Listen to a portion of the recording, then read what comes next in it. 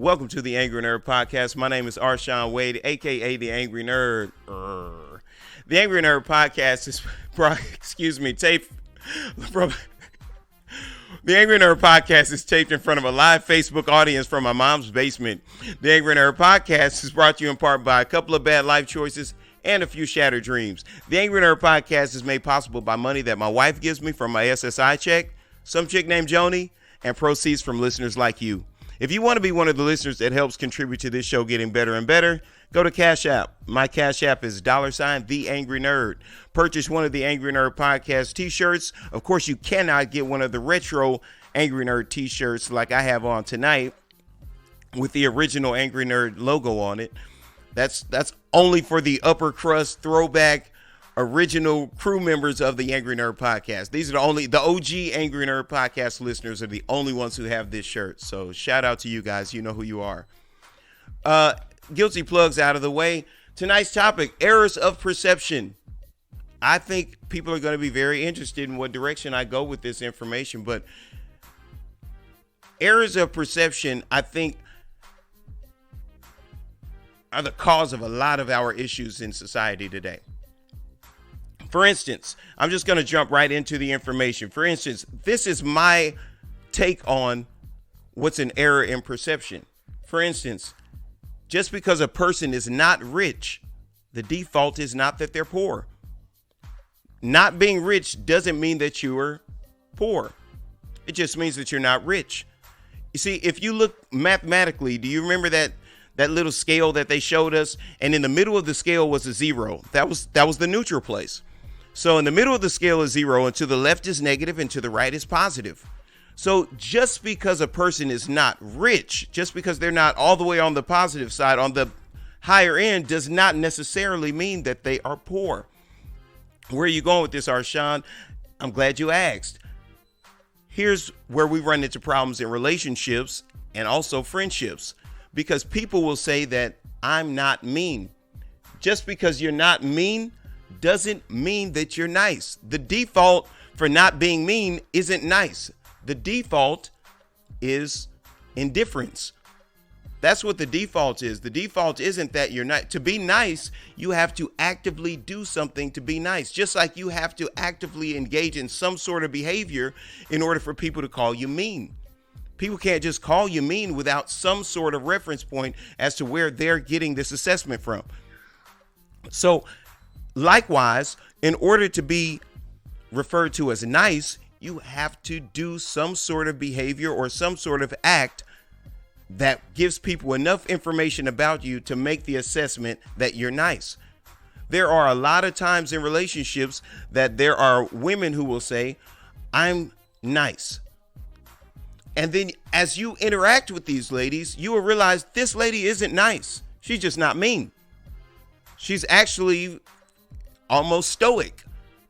It's almost as if some of these people just don't have any type of feelings or emotions. Some of the borderline sociopathic.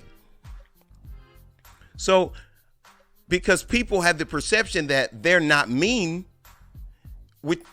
so the default is I'm nice, they go into a situation thinking that they have emotional currency that they do not possess. What does that mean? Let me tell you. What that means is you have a higher opinion, you have a higher value of what you have to offer than you actually do, than you actually possess. In reality, your emotional currency is worth a lot less than you have it valued at. You have your emotional currency marked up. You don't really bring to the table what you think you bring to the table. Just because you're not bad doesn't mean that you're good. It doesn't mean that you're a good person just because you don't do overtly bad things. It just means that you don't do bad things. In order to be a good person, you have to put forth some sort of good works, some sort of good acts. We look at people like Mother Teresa, and we look at people who have, I won't go off onto my tangent about Gandhi, but we'll go colloquially. We know Gandhi as somebody who's about peace. Martin Luther King Jr. These are people who are about peace. So they have done certain acts that denote peaceful intentions. So that's why we look at these people as people who are about peace, because they have put that type of work in the game. People think that because they don't do bad things, that the default is that they're good. No, you're just at zero. You still have to put something into the good bank in order to be considered good. How does that translate into a relationship? Well, here's the breakdown for me. You come into a relationship with the idea that you're a good person. And in actuality, you're just a person who doesn't do bad things. You're not necessarily a good person. And I know some people have a hard time digesting information like that because they probably fit that mold. They go around telling people that they're a good person. They tell themselves that they're a good person. But if you ask someone else's opinion may be vastly different from their personal assessment of themselves and how they do business with the rest of the world. I often tell people, ask people, how did that make you feel? Hey, did I say that the right way? Ask people. Oftentimes you will get a different perspective when you ask someone how what you said made them feel or what it made them think. And then you're going to realize, oh, wow, I didn't realize that was the energy that I was putting that out there with. It'll make you take a really hard look at the way you do business with people in your personal relationships, business relationships, so on and so forth.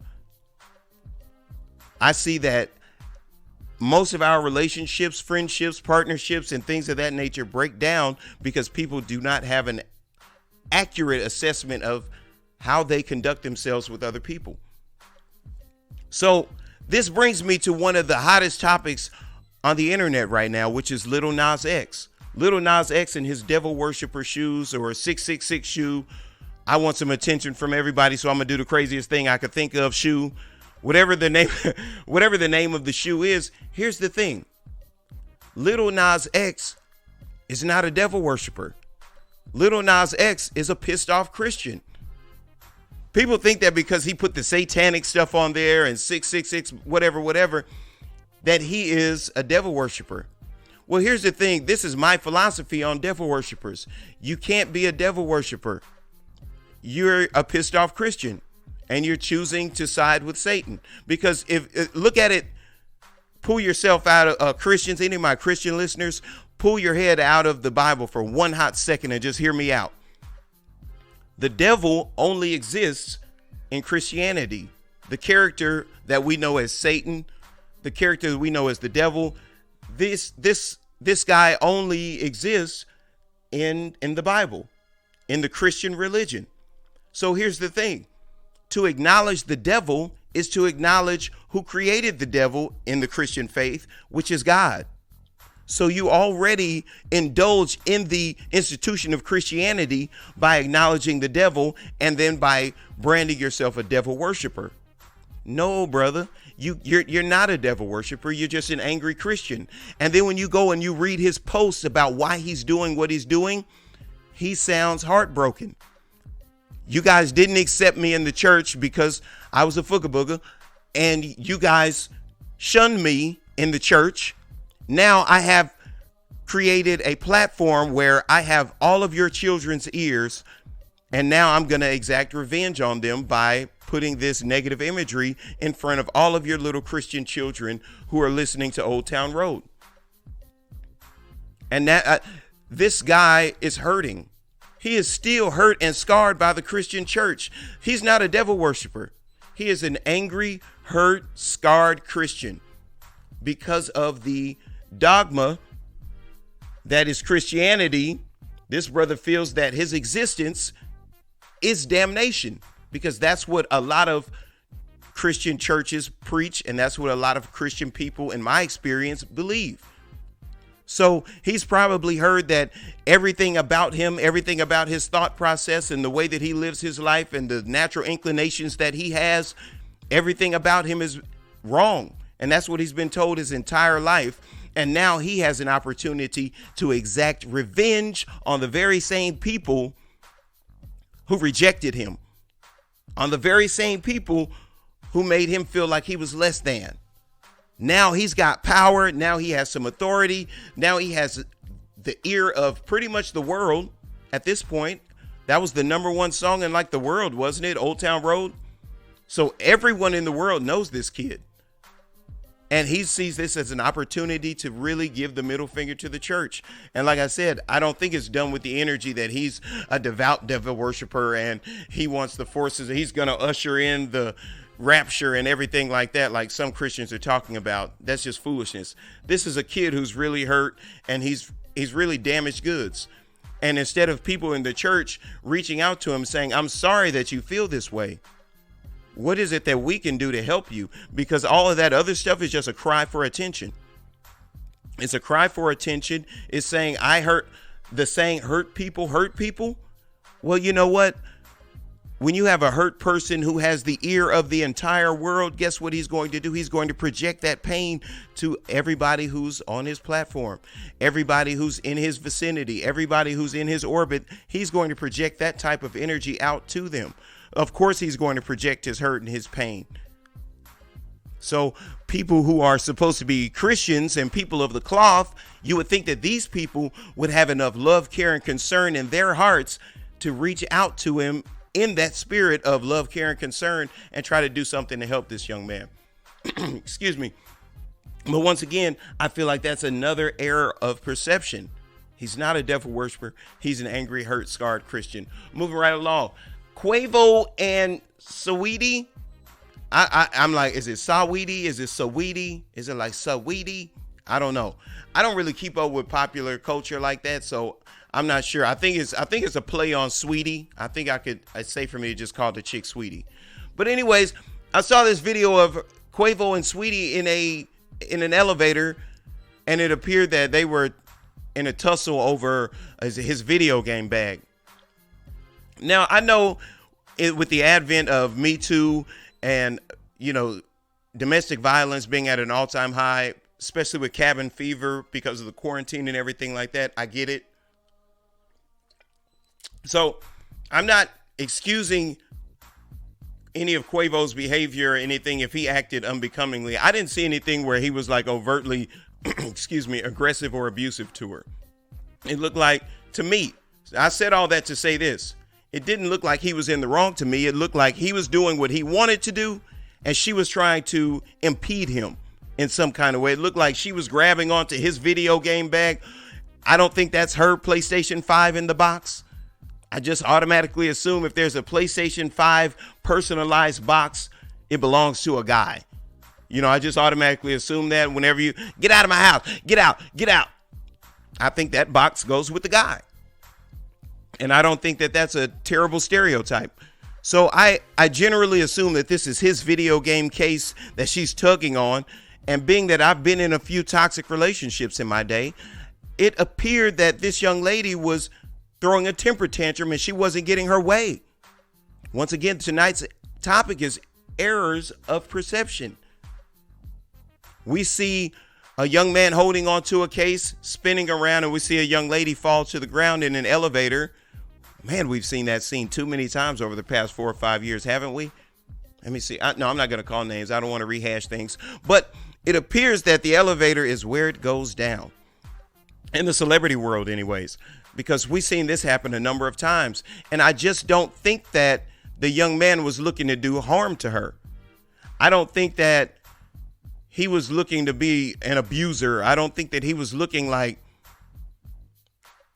he was like trying to harm her. I didn't see that. I saw him. It looked like he was trying to leave and she was trying to impede him and stop him from leaving. It looked like she was upset and he was like, look, I'm getting my stuff. I'm getting up out of here. Let go of my bag. Look, I'm leaving. That's what it appeared. That's how it appeared to me. And like I said, you don't hear any audios. So I'm saying how it appears based on my personal relationships in the past. I've been in a situation like that a time or two, and most men have. Most men can say that they've been in a situation where they were trying to leave and a young lady was trying to prohibit them in some way, shape, form, or fashion. She may have gotten physical. She may have just, a lot of them's favorite move is to stand in front of the door. No, you ain't going nowhere. Where do you think you're going? You think you're going to that broad's house? Okay. They'll just make up a broad and throw themselves in front of the door, and now you can't leave. But if the shoe was on the other foot, you'd be going to jail. And that's what I'm looking at here in this situation with Quavo and Saweetie. It appears that she didn't get what she wanted, which means he still left, which is what she didn't want. And now all of a sudden, she's weaponizing her womanhood. She's weaponizing her womanhood, and she's rallying the troops. Hey, sisters, y'all saw what he just did to me? We're not going to stand for this, right? And now he's getting dragged all over the internet. And I think, like I said, it's an error of perception because people, they're so fast to click. They fiends for the clickbait, love drama, anything that's attacking men. Let's be real about it. Namely, black men. Anything that's bashing black men, we're all over it. Let's do it. Let's trash him right away. We don't need to get any background history. We don't need to get any information. He's guilty. We have a video right here. He was found guilty faster than Derek Chauvin was.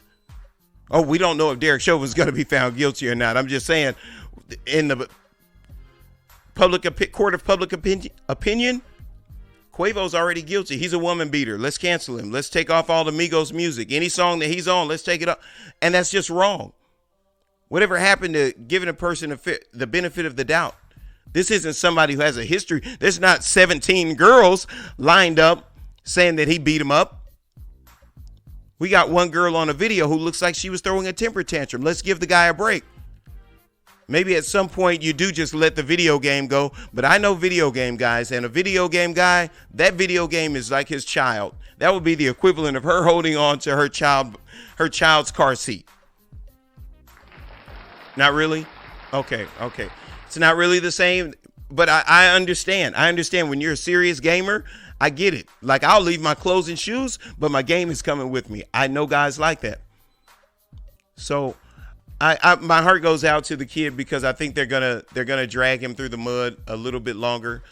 I think this is gonna drag out for him. It's horrible because how did we get to this place? How did we end up becoming those kinds of people?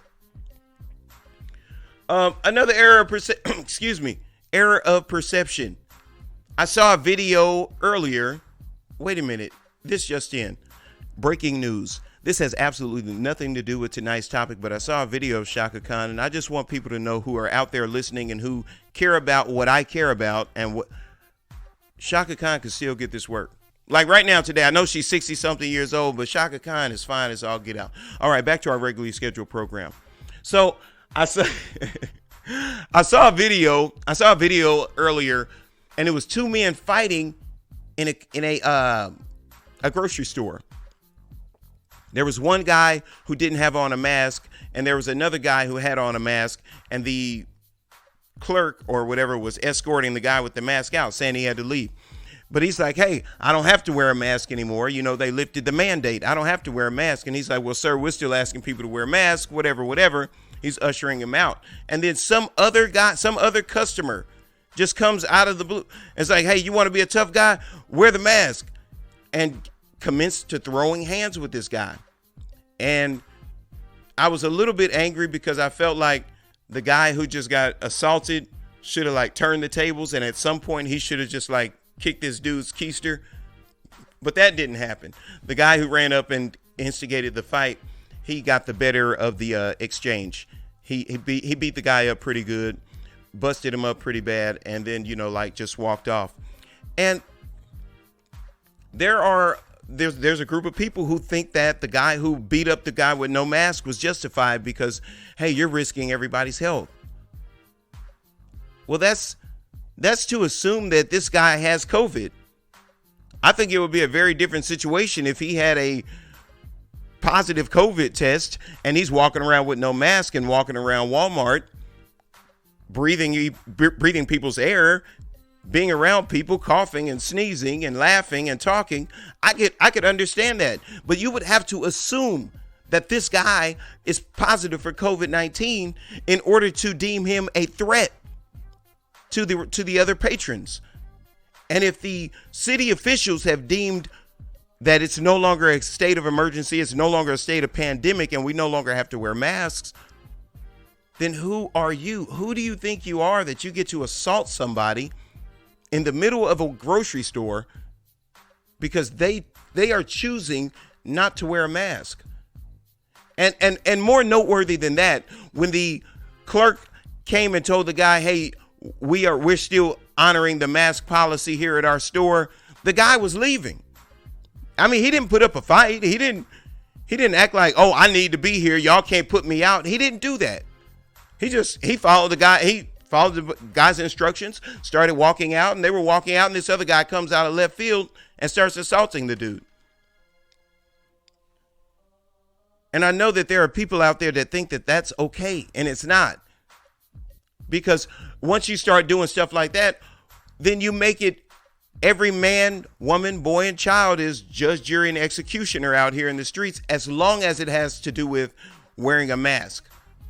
Well, that's going to bleed over into other institutions in society. That's going to bleed over into other things. And so what you'll have is you're going to have the Wild Wild West. If you're just going to leave people out there who can just throw hands with you in the middle of the grocery store because you don't want to wear a mask, because you decided, hey, I'm going to ride with what the state is saying. We don't have to wear a mask anymore. I'm not going to wear a mask. It's different when it's mandated. It's also different when the people who own the establishment say, we want you to wear a mask in our establishment. I think that should also be honored. If you don't want to follow the rules in these people's establishment, then leave, which is what the young man decided to do. But this other, I'm going to put a white people's move on this one. This thug, all right, this thug came out of nowhere and just started pummeling this guy to a bloody pulp. You got to use all those adjectives and things that white people use when they describe what happened. White people will always describe it. Oh, he just mauled the guy. I mean, he just steamrolled him. It wasn't even close, man. Shout out to white people. Look, I hang out with white people. I love you, white people. That don't mean I'm not going to joke about you. I'm going to say things about you. So get out your feelings. Anyways, but all jokes aside, it's really a terrible thing when people feel justified in assaulting another American citizen because he's operating in his right to liberty as well. Everyone's right to liberty isn't going to be the same. Error of perception. Your right to liberty is that you can take the vaccine. You have the right to take the vaccine. You have the right to wear the mask. You have the right to use hand sanitizer 17,000 times a day. You have that right. You have that privilege. But once the mandate was lifted, that gives everybody else who doesn't feel the same way that you feel, that gives them the privilege to invoke their right to not wear the mask. That allows them their right to invoke their right to not use hand sanitizer all day. Although I think most people are going to continue that habit just because they see how serious it is. But I don't think that anyone should ever get to the point to where they think that they can harm another United States citizen because they don't like the way they're exercising their rights. I think that's the wrong thing to do. We're going backwards if we do that. So anybody who's championing these people who are still assaulting people for not wearing masks in public, shame on you. And the world needs less people. The world needs less people like you. Excuse me. Anyways, getting back to errors in perception. Now, on a lighter note, here's another error of perception. I'm going to help you out with this one, ladies. Just because I know a lot of women say this. Oh, I know I'm not ugly, but that doesn't mean you fine. That does not make you fine. So let me say that again. Just because you're not ugly, ladies, that doesn't mean that you are fine. There are some other things that have to be in place for you to be qualified as fine. And I hear girls say that. That's like the go-to low self-esteem comment. I know I ain't ugly. Yeah, but you ain't fine either. Not when you're not fine, the default isn't ugly either. Just because you're not fine, there's a whole lot of room. There's a whole lot of room on the scale between ugly and fine. Everybody isn't all the way ugly. Everybody ain't all the way fine. So ladies, you need to understand that's an error of perception. So that's why you went after a guy that you thought should have been all over you, but he looked right past you. And it's nothing that you did wrong other than have yourself valued as something a little bit greater than you actually were. That's just an error of perception. It's because you haven't looked at the thing objectively. And here's what makes it an error of perception. It's a very simple ruler that you can use whenever you want to know if something is an error in perception. Is this thing correct sometime? Is it correct all the time? Or is it not correct any of the time? It's either always correct, never correct, or sometimes correct. If this thing is only sometimes correct, this is not a fact. The fact is always going to be correct. It's always going to be correct. But even that in itself is a fallacy, in my opinion, because I also believe that there are no absolutes. But the closest that we can come to that is 99.9%. And that is the thing that is always true. For instance, 2 plus 2 is 4. Based on the mathematical system that we use, it will always be 4. So based on that is always true. Now, once we get into geometric ratios and things of that nature, these things get all crazy. They start getting alphabet in there. It gets all crazy. So these things are sometimes true. And then we get to where we talk about irrational numbers. So if we're going to look at it from a mathematical stance, that's the way you look at it. It's very simple to do. I don't think there's any girl that all guys agree is fine. I only say that because I've heard some conversations and I was flabbergasted. Some of you fellas have super high standards. I said, I got to get my game up because this brother, he doesn't blink. Nobody is fine according to him. Oh, she all right. But errors of perception is where we break down our communication. That's where we break down our bonds in our romantic relationships. Because the error of perception that tells us because I'm not this, I have to be that, sets the stage for indifference. What is indifference? Indifference is lack of interest, concern, or sympathy, aka unimportant. And that sets the stage for a downward spiral in any relationship, business, platonic, romantic, or otherwise. And you have to be mindful. You have to be bloody effing mindful every time you encounter a person that you care about.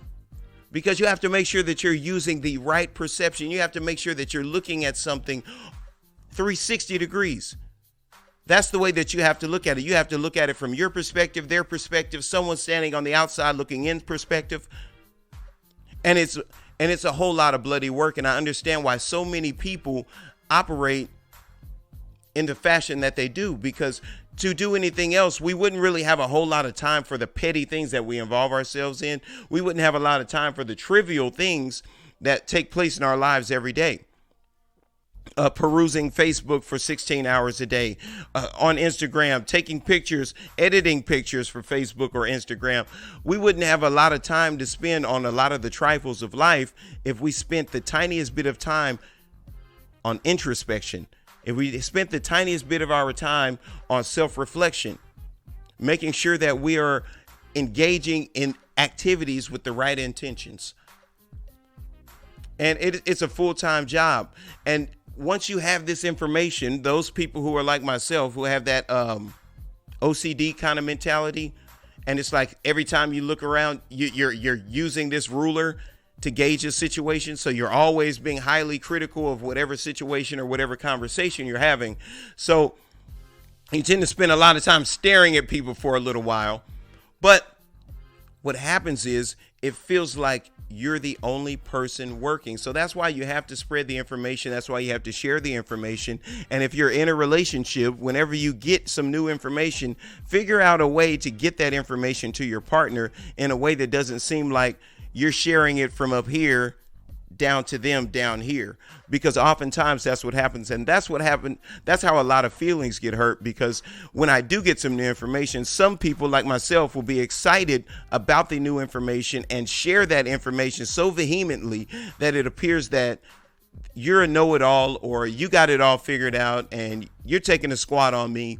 You're burning bread on me over here because you think you're bigger or better, or you know something more than me. There are all kinds of things that get stirred up when people feel like they lack something. So you want to make sure that you share the information in a way, or figure out a clever way of getting them the information. Maybe you give it to a girlfriend of theirs, or maybe you give it to their homeboy or something like that, and have them pass the information on, do it by proxy. And then both of you guys have the information, and then both of you guys can actively work on engaging in suitable interactions with each other, because errors of perception, and notice I say errors of perception and not in perception. An error of perception is very different from an error in perception. An error in perception means there's something wrong with the person.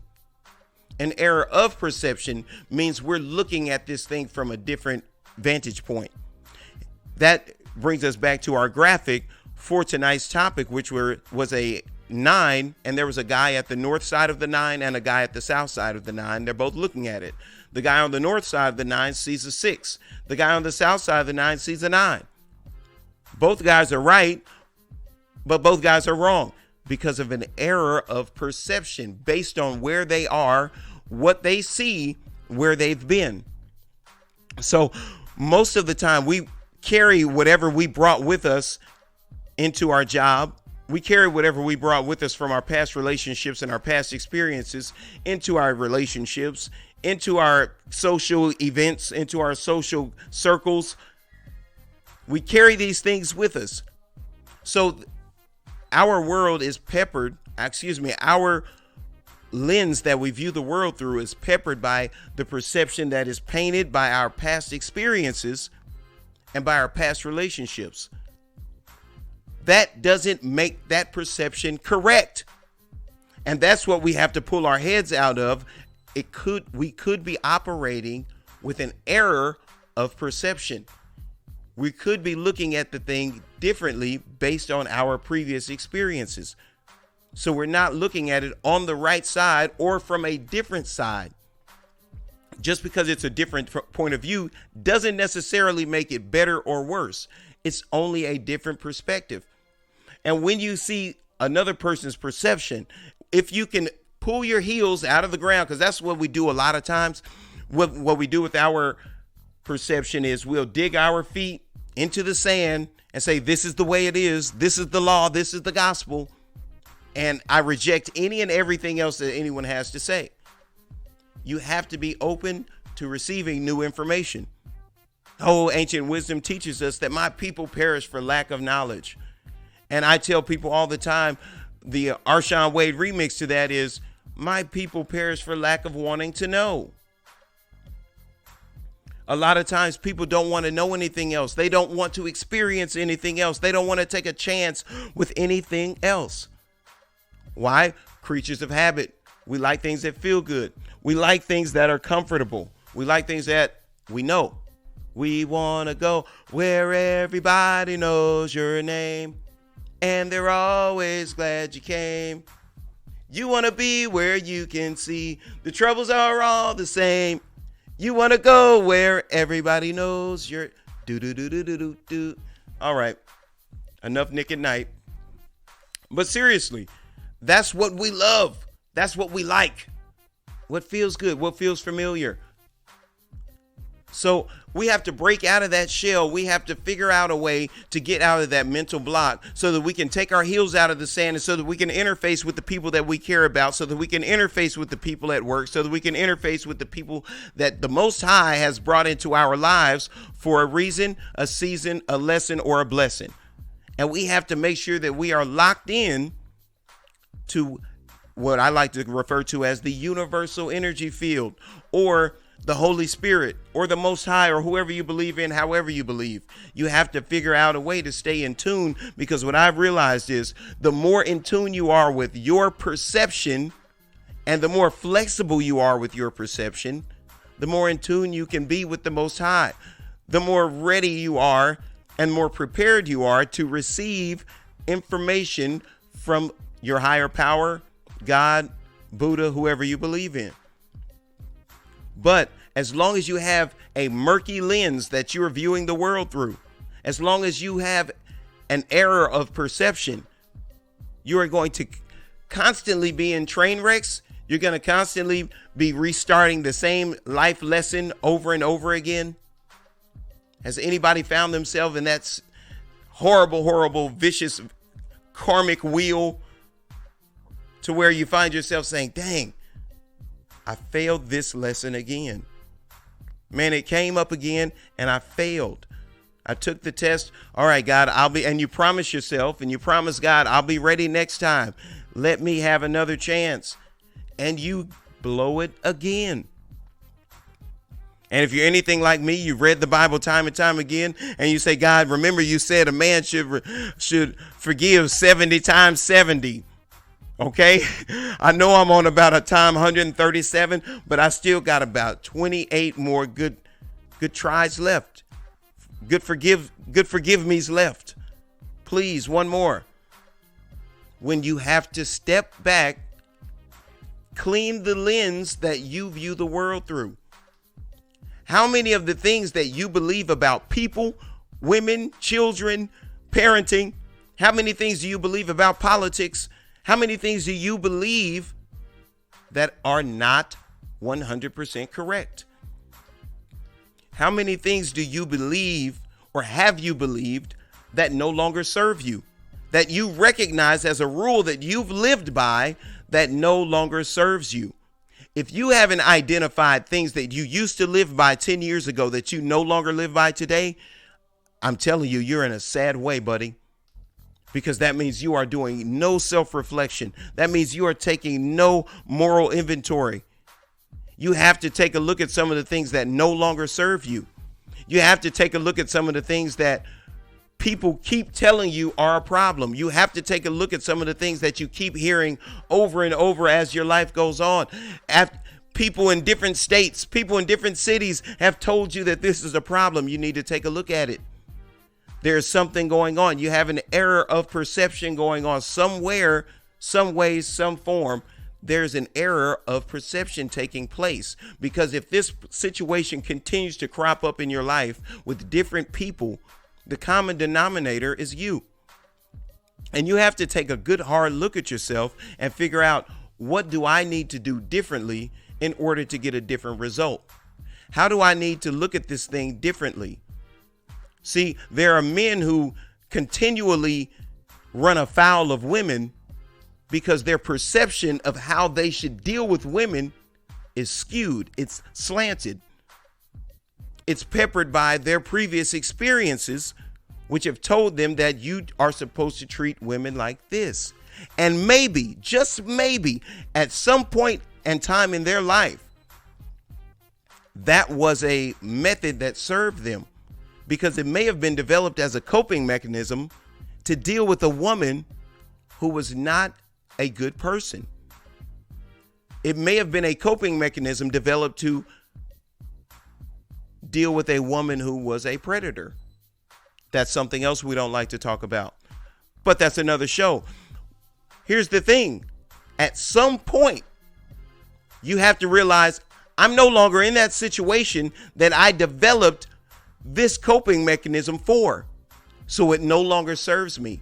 So what I have to do now is deprogram myself from this learned behavior and reprogram myself with a more suitable behavior.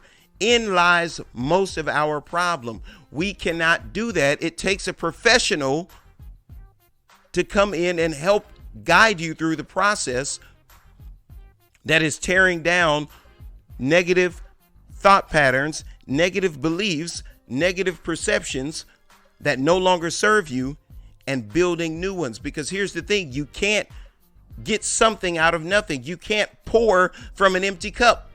So once you take the old errors of perception out, you have nothing. You don't have a reference point for what suitable perceptions are. That's why you have to have professional guidance once you take this journey of cleaning the lens. Once you take the journey of cleaning the lens so that you have an appropriate or suitable perception of the world, once that lens has been cleared, now you can appropriately see what's what and what ain't. Once you're at that place, now you can possibly move out from under the tutelage of the psychiatrist or the therapist or the counselor, whatever professional you decide to go to help bring you through this process. So here's the thing. I can't identify these things for you, because if I was to tell you what's wrong with you, you would say Arshawn's a POS. He's burning bread on me. He's talking trash on me. He's a hater. He's hating on me, because that's how that works. That's another defense mechanism that you develop to protect the ego, to protect the errors of perception. It's insanity is what it is. But you have to get with self, and you have to take a hard look at yourself and your previous relationships, your previous business partners, your previous friendships. You have to take a hard look at them, and you have to find the common denominators. You have to figure out what your causes and conditions of getting down wrong with people habitually. What is the cause of me habitually getting down wrong with people? And you can only do that once you get with self, you get honest with self, and you get with a professional in some way, shape, form, or fashion, and you work through and figure out what the causes and conditions are of that. Clean that lens by working with the professional and destroying those old errors of perception and developing some new ones. Listen, I'm not really that smart of a guy. I don't have all the answers. I don't even have all the questions. I'm not entirely sure that I know what I'm talking about half the time when my mouth's moving. But what I do like to do is get conversations started, and conversations like this one right here. I hope that somebody got something out of this episode. I hope somebody who's listening is taking a hard look at themselves and how they view the world, taking a look at their past relationships and figuring out where they went wrong. I do want to say this before I sign off tonight, though. Make sure that while you're doing your personal moral inventory, make sure that while you're doing your self-reflection and your introspection, make sure that you only take responsibility for those things that you identify as your crap.